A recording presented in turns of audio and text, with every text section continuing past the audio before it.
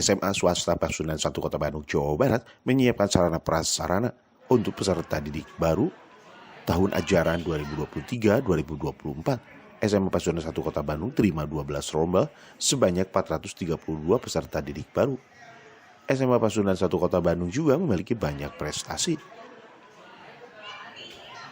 Untuk persiapan PPDB, sebagaimana kita ketahui bahwa SMA Pasundan 1 Bandung salah satu SMA swasta favorit di Kota Bandung dengan jumlah siswa paling banyak dibandingkan sekolah-sekolah lain.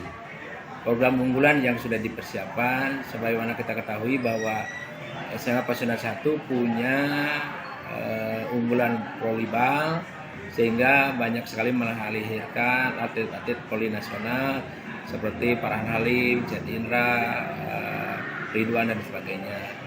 Sarana dan prasarana tentunya kita sudah lebih baik dibandingkan dengan sebelumnya, bahwa tiap ruang sudah dilengkapi dengan perlengkapan AC, kemudian meja kursi tunggal dan seterusnya. Itu barangkali dalam rangka mempersiapkan penerimaan siswa baru tahun ajaran 2023-2024. Widya mengabarkan, Hadas TV Kota Bandung, Jawa Barat.